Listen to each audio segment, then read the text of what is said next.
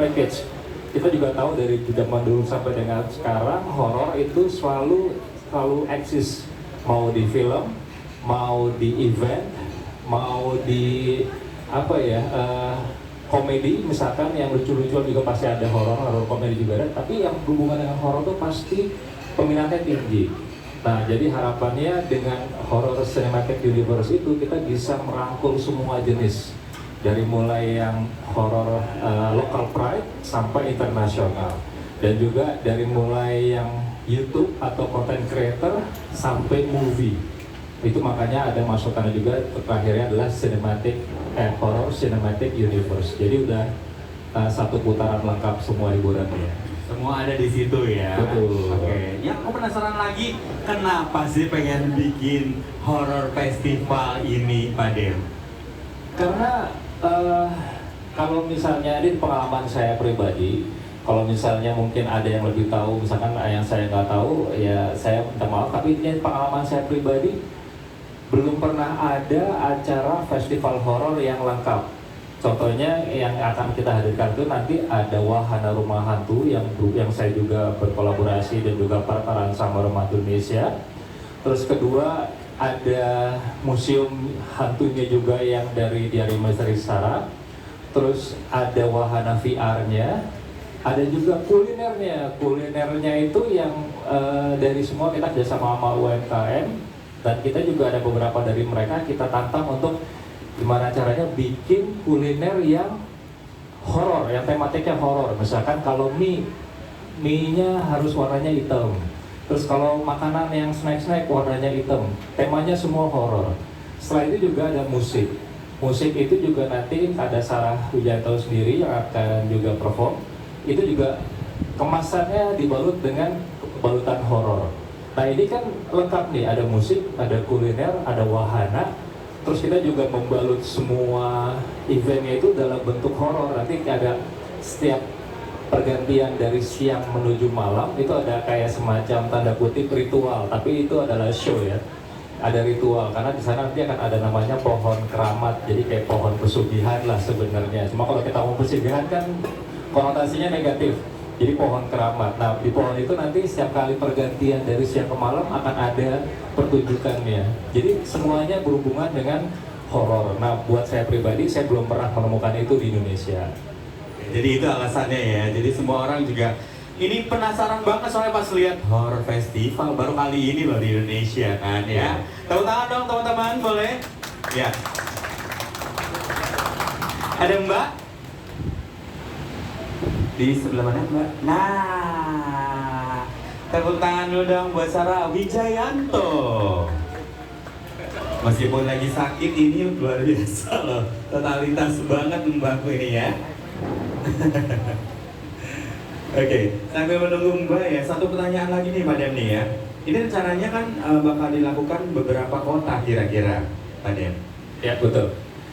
Jadi gongnya pertama itu adalah di Jakarta ini ya, which is di Bintaro Exchange, which is itu tanggal 18, startnya sampai tanggal 31. Nah, kan nanti juga tadi saya bilang di dalamnya juga akan ada wahana rumah hantu, ada juga kulineran dan juga ada musik. Nah, harapannya nanti setelah kan di horror festival ini semuanya ngumpul nih jadi satu. Nah, pada saat setelah horror festival nanti semuanya berjalan sendiri-sendiri, kayak rumah hantunya yang bareng Rumah Hantu Indonesia, kita akan keliling beberapa titik di Jakarta. Terus VR-nya, museumnya juga akan berjalan sendiri-sendiri, dan kita juga ada kulineran juga jalan sendiri, sama musiknya juga jalan sendiri. Nah istilahnya dalam setahun itu semuanya jalan-jalan sendiri dulu, baru kumpulin lagi nanti dengan konsep dan tema yang berbeda di Oktober lagi. Nah itu rencananya akan jadi event tahunan, dan harapannya menjadi yang pengennya kita pengen menjadi yang selalu yang terbesar di Indonesia gitu. Amin ya. Jadi kita doakan bareng-bareng ya, semoga semakin besar lagi ya bersama DMS Plus ini ya. Terus juga aku penasaran, tadi kan dibilang ada event terbesar. Sebelumnya juga kan kita ada banget ya. Pak Din boleh kasih tahu nggak sih sebelum acara ini ada event apa sih yang udah diselenggarakan sama DMS Plus? Nah, eventnya kemarin kita yang ke Amerika. Ya. terus apa lagi? Ulang tahun. Ulang tahun. Iya. Keren banget konser tuh. Iya. Jadi kita sebenarnya punya reguler setiap tahun itu di hari Misteri Senayan di YouTube merayakannya itu di tiap tanggal 31 Oktober karena pas juga pertama kali video yang Sarah upload di YouTube-nya itu tanggal 30 Oktober. Jadi perayaannya mendingan kita dijadikan satu sama Halloween gitu. Nah di Halloween itu sendiri kita selalu bikin acara dari mulai yang sebelumnya pas pandemi kita online sampai akhirnya pelan-pelan kita menjadikannya pengennya tuh datang, orang datang. Terus kita tanggal 31 Oktober tahun lalu untuk pertama kalinya kita mengajak fans kita Saradik untuk datang langsung menyaksikan Sarah Wijayanto perform. Nah, kan saya senang banget dengan hal-hal yang sebuah challenge nih.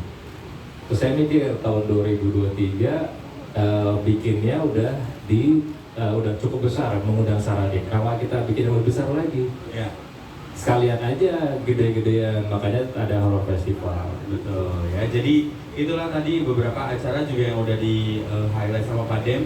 Dari mulai offline sampai online juga ada ya Pak Dem ya. Luar biasa banget ya. Oke, ini udah 3 orang di sini. Aku kayak pengen tanya-tanya juga ke Pak Mus ya. Pak Mus ada yang disampaikan dulu nggak? Selaku tadi katanya bakal jadi Bapak Horor Indonesia. Boleh. Kan intinya itu kan? Iya. Iya, nanti kita ngobatin Pak Musri Bapak Horor Indonesia. Iya. Saya sangat senang dengan hajatan dunia dari DMF untuk menjadikan sebuah festival horor terbesar dan mungkin pertama di Indonesia, di mana saya menganggap ini adalah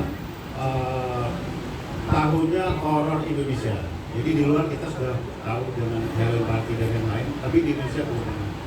Kemudian saya melihat dari kiprahnya Rumah Hantu Indonesia Show dari tahun 2011 sampai sekarang kita masih eksis show di beberapa kota, belum pernah menjumpai event selengkap dan sekomplit ini, di mana Denia sendiri mempunyai program, punya konsep yang apabila berkolaborasi dengan Rumah Hantu Indonesia, saya rasa ini bisa menggetarkan rakyat Indonesia. Jadi sebagai informasi aja, Rumah Hantu Indonesia yang berkiprah sudah 11 tahun ini sudah menggetarkan menakut-nakutin kurang lebih 11 juta orang.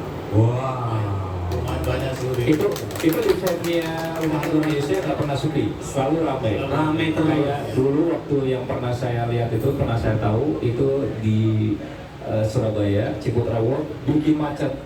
Yang di mall, bikin macet. Di mall bikin macet. Pokoknya event yang selalu diselenggarakan by Rumah Hantu Indonesia itu alhamdulillah belum pernah gagal ya Pak ya. Luar biasa. Tepuk tangan dulu dong untuk Rumah Hantu Indonesia. Oke, tadi sudah ngobrol-ngobrol sama 2 orang narasumber. Aku juga mau ngobrol sama Mbak aku nih. Ada Mas Sarah Wijayanto. Kita sambut ya, buat ngobrol-ngobrol juga di sini. Dari tadi aku, Mbak serius ini sakit loh. Ya, oke. Mbak boleh menyapa dulu? Oh iya, Sudah hadir di selamat sini. sore semuanya. Maaf ya agak lemes sedikit. Soalnya lagi ya biasa. Terus gimana Kak? Pikir bakal panjang, gue santai dulu. Gue bingung nih gimana. Oke, ini tuh kan mau ada Horror Festival 2024, Mbak. Ada kejutan apa sih yang boleh di-spill dikit di sini? Nah, kan? Oke, salah satu kejutannya sebenarnya ini adalah road to aku mau ngeluarin album sih sebenarnya.